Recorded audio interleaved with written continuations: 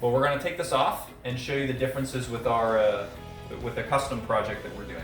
Now, if you only have the feed doors, you can only feed them right here, and they just go on top of the regular framing, and they stop evaporation by about 70%. Hey guys, this is Tyler with Top Lids. I am here with a Red Sea 525.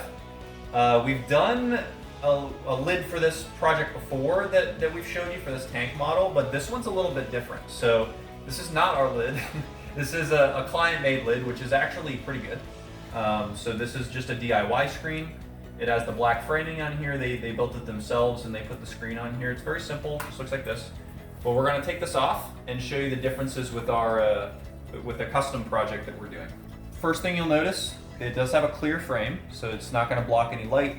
It also kind of blends in with the glass fairly well.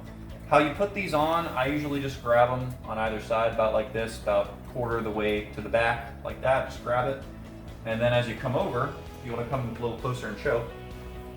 What I'm trying to do is I'm trying to line up this tab back here, this kind of haze tab back here on the back of the lid. This is what goes on the glass. And so it goes all the way around the lid, but the back part is important for putting the lid on. So I'm just gonna line that up with the glass, fit the lights in the cutouts, and it should just lay down flat like that. So there are a couple things on these lids. There's actually a few extra pieces that I'll grab for you guys in a second. But the first thing to notice is that they all do come with feed doors. So the other lid did not have feed doors. Every single time that the clients needed to feed the fish or go inside the tank, they need to take off the whole lid and then put it back when they're done. Essentially, they're just little access openings that, you know, whenever you need to feed the fish or get into the tank or spot feed a coral or do anything inside the tank, you just basically take them off like that. They are screened and they don't get condensation on the bottom. And to grab them, you just basically grab in the center of these three braces, just like this, and then it comes off really easy. They do sit inside the lid, so you noticed whenever I put the lid on, they didn't fall. So if I'm gonna grab the lid, they don't fall, they stay in place, they don't fall in the tank. This client also does a lot of traveling, and so they wanted access to an auto feeder. They don't have the auto feeder yet, but this is how we do the auto feeder cutout, right? And so this essentially will work for an Eheim feeder. We do them for any type of feeder. So this is the Eheim feeder. Looks like this. And this will basically, it just comes with a little bracket piece. It goes on, I don't know if it'll fit because of the screw. Usually it's the other way. Let me see if this will work.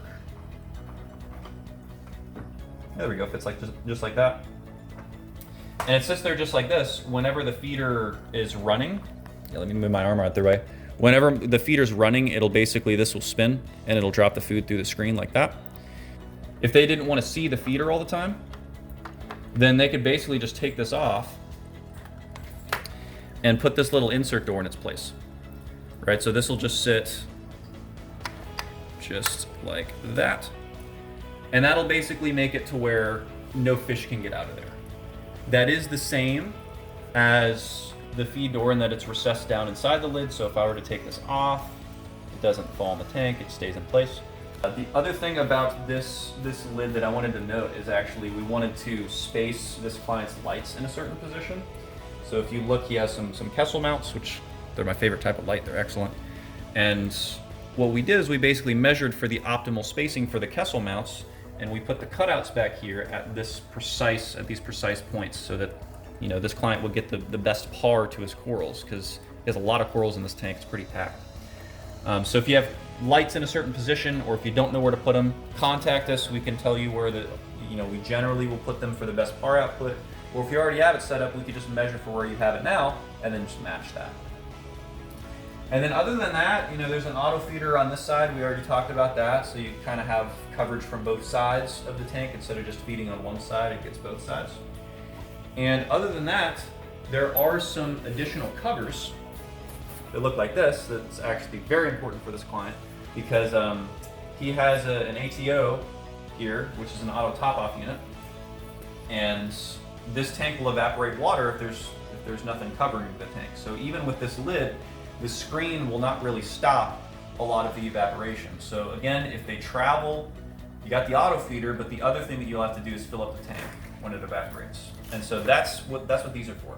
These are evaporation covers, top lids evap covers, and they just go on top of the regular framing and they stop evaporation by about 70%. On most tanks, 75, 80%, you'll usually get around that range. And they go on just like this. This sits on top of the frame the same way that the frame sits on the tank. So again, you have these hazed lines on the top and on the bottom. They aren't on the sides, and I'll show you why. If there are any cutouts on the lid, these evap covers, we do custom make these, so they do go around them. So this opening over here is a little bit bigger, so it doesn't interfere with the auto feeder. And the reason that it's open on the sides is because if I try to grab it, like if this lip was all the way around and I try to like grab it in the front to lift it, it's hard to do. Right, so this just makes it easy to grip it, to where if you have to lift it off. Same thing. Boom. So now with these on, you'll catch about 70 to 80% of evaporation. They are removable, so you don't need to see them all the time. They will collect condensation on the bottom, so if you don't like to see that, you can just take it off when you're home. And then when you need them, you just put it on. Other than that, guys, I do have one other little piece here that I wanted to show you. This is a food regulator cup, or basically just a frozen food cup from Top Lids. And how it works, these just go inside the feed door, just like this. Slots right down like that. And the purpose behind them is, one, if you feed frozen food, you don't have to defrost it separately in a cup, so you just put it in here and it does it for you. But the main thing is that this tank is pretty large, and before, when the client would feed, he'd just spread out the food just throughout the whole entire tank easily because he would take the lid off. Now, if you only have the feed doors, you can only feed them right here and right here. That's it. That's really different in terms of feeding. So if there are smaller fish that hang out in the rocks a lot of the day, where they don't like to come out, very, very fast, then this basically makes it to where the big fish can't come up and hog the food and get to it right away. They have to wait for it to come out the cup, which usually takes about 3 to 5 minutes. And so it just kind of gives everybody a chance to get to the food. Also, if you guys have a time when you like to watch the tank, the fish feed for longer, so you get to see them for longer. If you guys have any questions for us, this has been a Red Sea 525. We do all the Red Sea tanks, water box, cades, aquaforest, even custom tanks. Reach us at toplids.com. There's a number at the top of the website you can call or text us at. Or on the bottom of the website on the right side, I believe, there's an orange button that says live chat, and you can just connect directly with one of our designers to help you.